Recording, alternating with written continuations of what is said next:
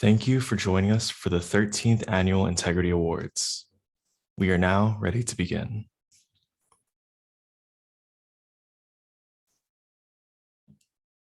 We would like to welcome Executive Vice Chancellor Elizabeth Simmons to give short opening remarks. Good afternoon and welcome everybody. It's a real pleasure to join you for our 13th Annual Integrity Awards ceremony, honoring the many ways Tritons serve as champions of academic, research, and professional integrity. This is one of the events I look forward to with most enthusiasm every year. Integrity is a core ethical principle here at UC San Diego, and it's essential to the excellence of our university community. The ways we keep our promises to one another are vital to our efforts to build a fair and just community for all in accordance with our EDI strategic plan and the principles of community. Our ability to be deeply creative together in the classroom, in the lab, in the studio, in field work is predicated on working with faculty, staff, and student colleagues openly and respectfully. And all academic and research endeavors are based on the reliability of our scholarship and honest examination of evidence. In order to discover innovations, we must see the world as it really is, with candor, with truthfulness. Now, these values come under pressure in the face of hardship, as you will hear from our speakers and our honorees today. Indeed, the courage to uphold honesty, trust, fairness, respect, responsibility in the very face of adversity, that is the true definition of maintaining integrity. So I would like to congratulate and extend a special thanks to this year's award recipients for all they've done to promote an environment where all Tritons, where all humans really are empowered to do the right thing, even when that is not the easy thing to do. This year's honorees all represent faculty who have led by example, consistently maintaining principles of integrity in challenging situations when it mattered most to their fellow university community members. Now it's my pleasure to return the floor to our host to start the program and introduce our award recipients and speakers. Thank you. Thank you, Executive Vice Chancellor Simmons, for your opening remarks. Now, we'll hear from Dr. Kath Ellis, Professor and Associate Dean of Education in the Faculty of Arts and Design at the University of New South Wales. Thank you very much, Aidan. It's a real honour and a pleasure to have been invited to speak to you today, and I'm very excited also to hear the stories to tell today. As Aidan says, my name is Professor Kath Ellis, and I'm here at the University of New South Wales in today, beautiful sunny Sydney, and I'm going to begin by acknowledging the traditional custodians of the land on which I'm joining you today, which is the Bejigal people of the Eora Nation, and I extend my respects to their elders past, present, and also extend that respect to any people of the First Nations who are joining us here today or watching the recording. So we've just heard from Professor Simmons about those principles of academic integrity, trust, honesty, responsibility, fairness, respect, and courage, even in the face of adversity. And it's this final one that I'm going to be focusing on in my brief talk to you today, courage, even in the face of adversity. And I want to share with you something that we're doing at UNSW here, University of New South Wales here in Sydney, and to share with you sort of how we came to it. Now, I'm going to take you back in time to when I first really started working in the area of academic integrity as a sort of substantial part of what I do. And that's back in November 2014. And that's when we had a scandal here in Australia. It's come to be known as the My Master scandal. And it was a scandal that really ran across the pages of the press, the newspapers. A newspaper had got hold of material from a contract cheating site, a website that students were using to outsource their work for university to other people. And they reported on what they had found. Now, eventually that material made its way to the universities, and I was tasked with investigating 2 of those cases. Now, my attitude at the time was very much, this is egregious, this is appalling behaviour, we must throw these students out of our community. Exclusion, expulsion is the best and only option for students that we find doing this. And I investigated 2 cases, and the responses really helped me reflect and think about what I was doing here and my attitude. The first student denied it, refused to accept that they'd done anything wrong. The second student, however, was deeply ashamed and apologised for her actions and asked if she could have a second chance. Now, I'm sad to say that we excluded both of those students because of what they'd done. But that second student caused me to stop and think, is exclusion really the right way to go here? Is expelling students as the first and only penalty for this kind of behaviour the best way forward? It caused us to stop and think and converse more broadly across the university. And going back to those points that Professor Simmons shared with us, this idea of academic integrity really should be at the core of everything we are as an academic community. It's in many ways the glue that binds us together. Now, sometimes the bonds of that glue breaks, and it is appropriate for somebody to leave our community. But that second student I told you about showed me that there are opportunities, and there should be opportunities for students, even when they have done quite dreadful things like contract cheating, to have a second chance, to remain a part of the community, to keep those bonds of the glue strong. So we started developing something we call Courageous Conversations, and you can have a look at some information about that on the UNSW website if you type in Courageous Conversations UNSW to Google. And what it is a process where we have conversations with students prior to a formal, serious investigation taking place if we think that serious academic misconduct has occurred. It's an opportunity for us as a community to put our concerns to the student and to give them a chance to respond. Now, if in their response, a student is able to show us they haven't done anything wrong, we've misunderstood, then that's all fine. No further action needs to happen. We go away, they go away, nothing more to happen. But if a student does acknowledge that they have done the wrong thing, that they have done something wrong, this is an opportunity to tell us about that before it's too late. What we can do at that point is actually say, well, you've shown us you can act with integrity, you can own your mistake, you can take responsibility for it. And we can therefore take the worst penalty, exclusion or expulsion, away. We take it off the table. We can reduce that penalty to something that means that they will stay with us as a part of our community. Now, these conversations function in a way that is really around the idea of forgiveness on our part as an academic community and reconciliation on their part, of being able to reconcile them with our community. And I've been taking some ideas from the socio-legal theory, which talks about this principle, and reading from Braithwaite and Ayres, they say that forgiveness, giving the wrongdoer a second chance, can bring out the best in the worst of us. And we should extend forgiveness to those who show signs of abandoning cheating in favour of cooperation.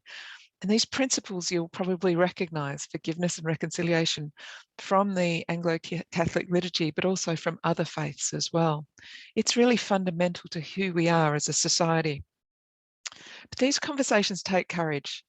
They take courage on the part of the student to admit that they have done the wrong thing and that they want to make right. But it also takes courage on our part to step back from the harshest penalties and only use it when we absolutely have to. So, courageous conversations, they're an honest and responsible way for us as a community to respond to even the most serious academic misconduct. It's a process that is trustworthy, it's fair, and it takes courage. But I'm going to draw on another principle of academic integrity here, which is that fundamentally it's about respect. Another way of saying that is pride. It's a way in which we can allow students to have pride in who they are and what they're doing and to excel and graduate with integrity. But it's also an opportunity for us to take pride in our students and their achievements and their return to integrity but also for us to take pride in ourselves, who we are, and the way that we manage and govern the values that bind and glue our academic community together. I want to congratulate all of the award winners today, and once again, thank you very much for inviting me into your community today. Thank you, Dr. Ellis, for those remarks. We would now like to welcome one of our own students, Tashida Tandon, an awardee of the 2022 International Center for Academic Integrity Student of Merit Award. Thank you, Aiden. Hello, everyone. Thank you so much for being here to celebrate integrity with us. So to begin with, the Academic Integrity Office. When you hear of this for the first time, what is something that pops up in your mind? Well, at least for some students, it might sound daunting. Yet for some, it might remind them of responsibility. For some instructors, like they're present here, it might remind them of fairness, yet it might remind them of a lot of paperwork. For some people working at the office, like myself, it might remind them of the sense of pride for not only doing their duty, but also uplifting and preserving the ethics and integrity. But also, it might remind them of home. When I think of AIO, I think of all these feelings and emotions. I get reminded of the different roles I've played, the variety of people, students, professors, intellectuals I've interacted and collaborated with along the way. And also of the many, many meetings I've had with the students that have made me more patient and understanding, to say the least. But also it reminds me of all the warmth, love, and laughter we've shared as a community together. The AIO has been a big part of my college experience. I joined as a rising sophomore, unsure about what I can do to give back to the campus and how I can make a difference. And now I am about to graduate from both from the AIO and UCSD. So grateful of all the opportunities I've gotten along the way and the way I've seen myself grow and how I've seen how my little actions can actually contribute to somebody's life. So today, I'm here to offer my 2 cents to anybody who wishes to listen. A little bit of background for those who don't know me. I am an international student, a first-generation immigrant who literally moved across the oceans for a hunt of better education, resources, and opportunities. And I came here to make a difference. Fortunately, my family in India, they gave me a lot of care and support. I was great at school, I was good at dancing, I also took part in sports and music. But doing all of that, I felt that there's still something that I could do more, I could contribute more. And I also felt that I was maybe too comfortable back at home. So at the age of mere 16, I decided to make my life more challenging. And in the stride to become more independent, I moved to the United States. Coming here at UCSD, I literally felt like I was a little kid in an ice cream parlor. And there were so many flavors, there were so many things I wanted to try. So jumping from one thing to the other, I came across the Academic Integrity Office and the Proctor Pool program. And even within the office, I've changed many roles, as some of you might know about. So when I came to the office, it felt so warm and comforting and relaxing, which was very different from the image I was getting from my friends and like reading online. Something very interesting that I got to hear from some of my friends was if I was a proctor and if I worked at the office, I would be in a way cheating on my friends. So after learning more about the office, the values, I questioned what I value, what is my ethics and what I hold dear to me. And I had conversations with Amanda, the assistant director at our office, and it made me more and more interested in this organization that, not only upholds integrity, promotes fairness in our campus, but does so by, a variety of approaches with student involvement. And when I, got to working as a proctor, I liked it. I could see how I could help students control their temptations to violate the integrity rules, but still I wanted to do more. So soon after, I became the proctor pool coordinator. But before I could help manage and organize the proctor pool and do more, kind of anticlimactic, the pandemic hit. So the pandemic, coupled up with our values at the office, kind of allowed me to explore my creative side again. So we came up with a bunch of things to do online. We, came up with online proctoring. We came up with, even doing a podcast. But something that I hold dear to me is the integrity newsletters. So Trisha, Amanda, and I worked together to, make these newsletters. Almost every week we send them out to not just remind students and professors on how to be integrous while they go about their day-to-day lives, but also to change the image of AIO as to what I came with, the mindset that my friends had to what it surely is. And doing all these things along the way, from working on the preventative side, working with students to not commit a violation, to if they do and when they do, helping them understand and improve their own mindset about what it means to have a violation. Our student involvement has been the key to building the foundation of integrity in our campus. So whether it is, through proctor pool, through outreach, through AI education or integrity mentorship program, we've always tried to make sure the students know that having a violation is not a mistake. It's not, a blemish in their record. It's not possibly the worst thing that has happened to them in their lives, but it's actually a learning experience.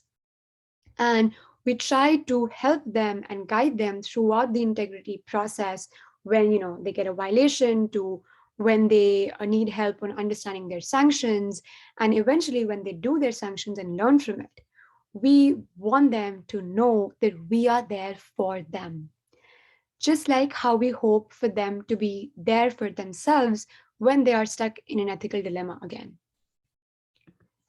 When people ask me what I have been doing at the AIO as a pre-med for so long, I always tell them that as a doctor, I envision to be somebody who's understanding, who's patient, and all of those skills, like people skills, I've learned throughout the office through interacting with so many people. And I also tell them that working at the office has made me more productive. It has made me aware of my time management skills and allowed me to know what priorities I have to follow first. It has also made me aware of my ethics and my beliefs. So whenever I am in a challenging situations, I think back to my core values and I think what is something that I really actually value. And so I let my values dictate my actions rather than the other way around.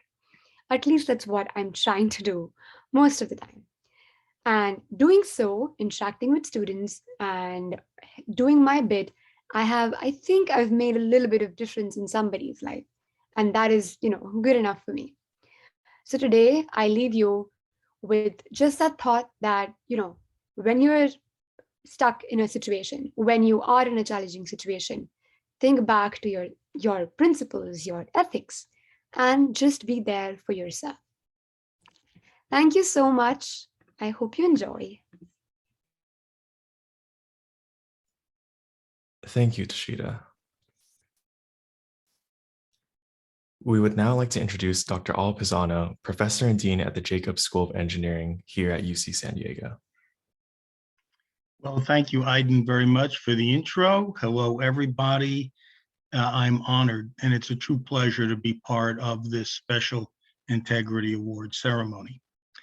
So, as you already heard, I'm Al Pizano. I'm the Dean of Engineering. I have had a long career, including government as well as industry work. Now, over that career, I've come to realize that things that happen in the university are more relevant to the world at large than ever. The ideas we develop, the processes we develop, the concepts we develop, even the technology we develop, more important more relevant to the world than ever before. And it's relevant because we are able to directly touch more and more lives via our actions. Whether it's something you're doing on social media, or perhaps you're doing some computer programming, perhaps to develop guidelines for mortgages, for example. And so in this scenario, we all have to be very mindful that the actions we take have more and more effect on more and more people than ever before. And we have to be mindful of the guiding principles that steer us as we take those actions. And I'd like to tell a little story about that, but the preface to the story is the following. Please be aware, you are not going to be able to dodge taking a stand to maintain your integrity. The odds are that you will, at least once in a very big way, be challenged. There's no place to hide. There's no place to avoid it. It will come. So let me tell a little illustrative story about myself. Much earlier in my career, I was very active in securing research projects from DARPA, the Defense Advanced Research Projects Agency, when I was a research professor at UC Berkeley. And because I had done a good job working the results, providing the results, having a successful contract, it was only a matter of time before I got a phone call in which I was asked to become the program manager of the very program in which I was being funded. That in itself was a little bit of a strange situation, if you think about it. When I went to Washington, D.C., I found that very quickly I ended up with an annual budget of over $72 million. Now, I don't offer the number to boast. I offer the number to set the stage. When anyone controls something like $72 million, especially with the power that a DARPA program manager has to either award or not award, discontinue, extend, or cut a contract, very literally unilaterally, because it's part of the DoD, it's a command and control structure, you have to remember how much responsibility you carry.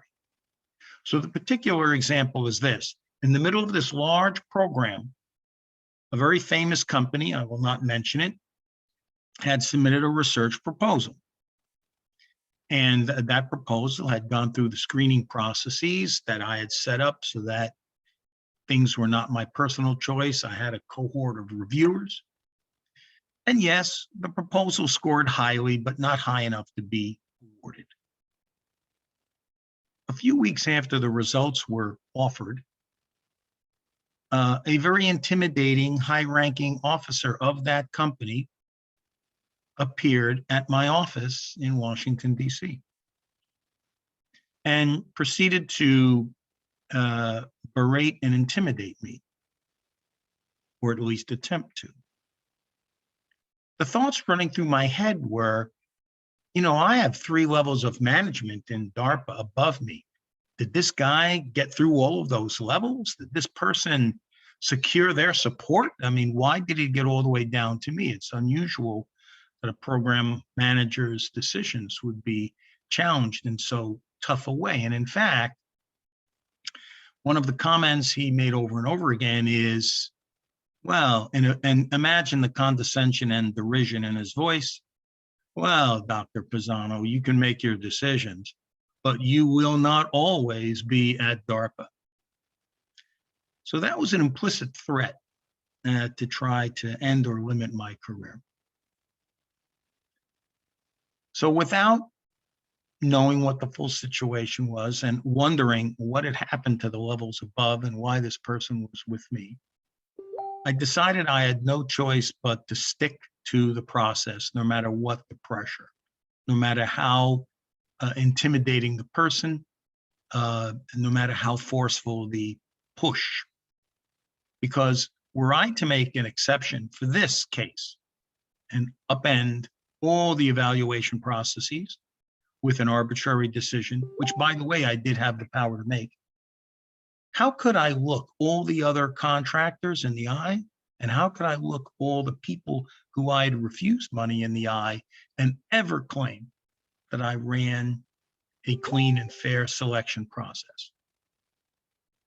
So it turns out after this intimidating person went away, they had indeed gotten through the chain, but had beaten everyone up on the way and demanded the next guy to talk to. So I ended up being at the end of the line, and if I had held, it would hold, and if I had given in, it would have broken, and luckily I did not yield. And yes, things were upheld. So I tell the story because all of you, because of your abilities and skills, because of your excellence, will eventually rise to positions of responsibility. And when you do that, you are going to carry the trust and the hopes of a large group of people.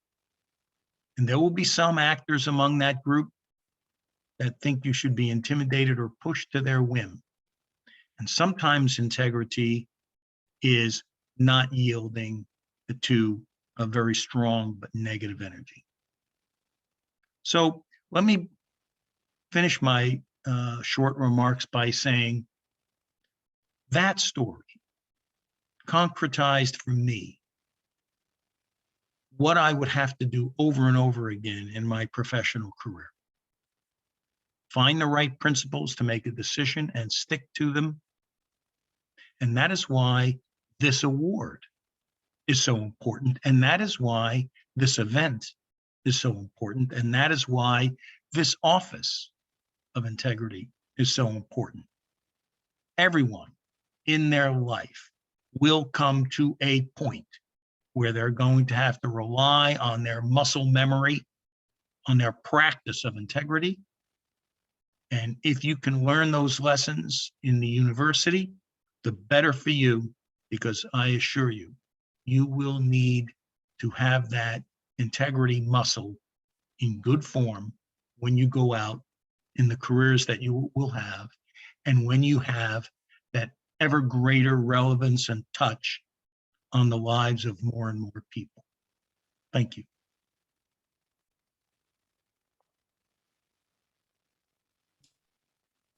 Thank you, Dr. Alpasano. It is now time to present our 2022 Integrity Champions.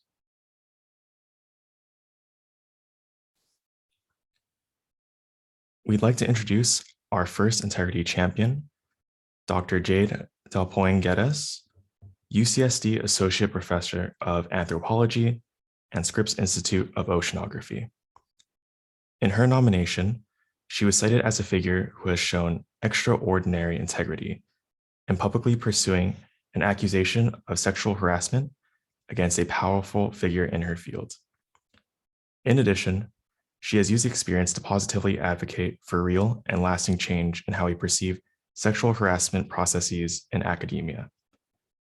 As a result of her courage to stand up for professional integrity and mutual respect, she stands as a role model for disempowered students and junior academics, as well as harassment survivors at UCSD and nationwide.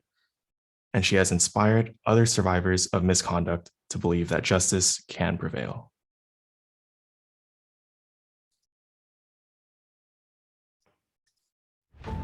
A leaky pipeline has forced generations of women and minoritized communities to leave academia.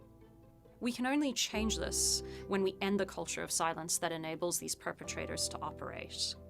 My story is one of ending this culture of silence, and when I learned that the sexual harassment that I experienced as a graduate student was not an isolated event, it seemed hopeless.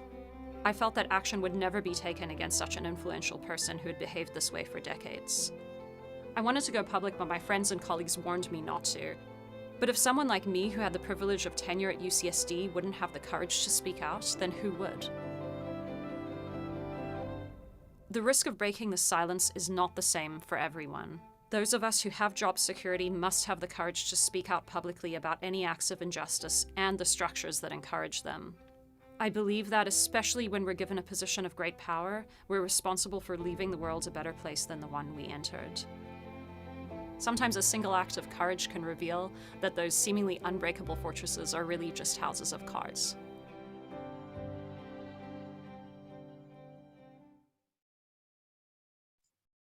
Again, congratulations to Dr. Dalpoin for being one of our 2022 Integrity Champions.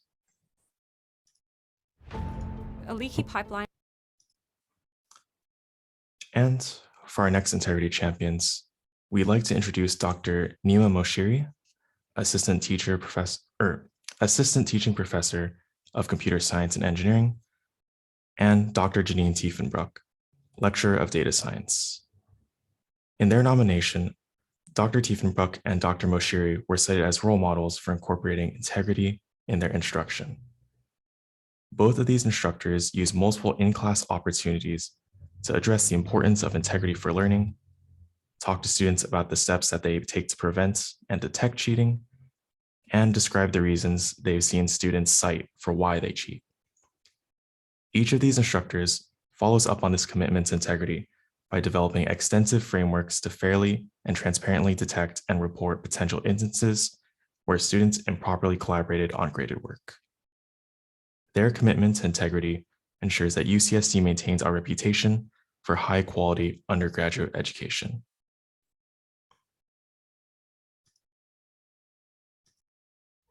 Integrity is important to me because of the many students I see working tirelessly in their classes. I want their hard work to be rewarded and their grades to be a reflection of what they've learned, which is impossible unless everyone is doing their part to present an honest picture of what they know. As a professor, I strive to establish a sense of trust with my students. In an attempt to maintain academic rigor during online exams, many courses have imposed various forms of surveillance. When utilizing these remote proctoring services, students are monitored by strangers and are sometimes even recorded. This motivated me to develop MESS, a statistical approach for detecting exam collaboration purely from student responses. The collaboration detection tools we've created help ensure that the work each student submits is their own, which is important to be able to evaluate their knowledge and learning fairly. Importantly, the tool is open source and utilizes many computer science principles my students learn in their coursework. This levels the playing field so that students who are doing the right thing are not being measured against students who are not. I hope that other instructors will use tools like the ones we've created so that honesty and transparency become essential across campus. Together, We can build a community of trustworthy and hardworking students who will go on to make great contributions to society.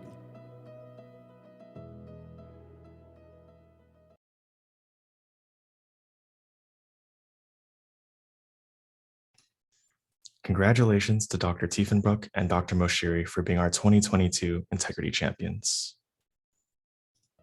Integrity is important to me. Once again, congratulations to all of the 2022 Integrity Champions.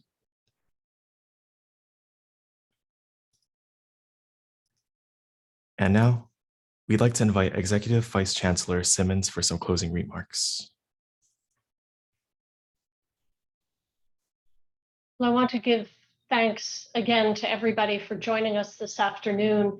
Congratulations one more time to all of this year's award recipients. And also I want to express my appreciation to our speakers as well. The stories that we have heard from our award winners and our speakers today have really been thought-provoking and I think truly inspiring. It makes me proud to be part of a university that insists on standing up for what is right. Thank you.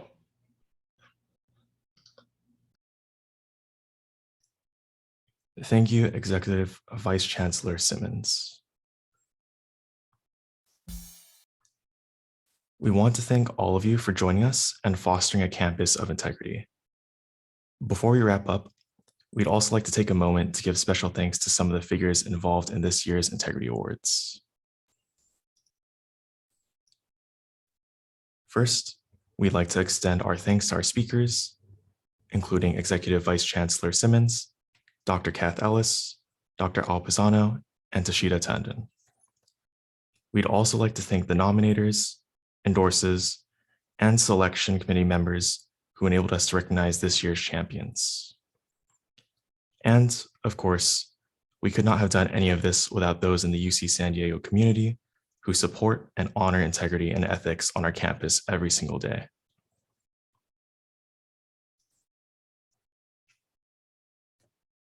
Thank you for joining us. We look forward to seeing all of you at next year's Integrity Awards.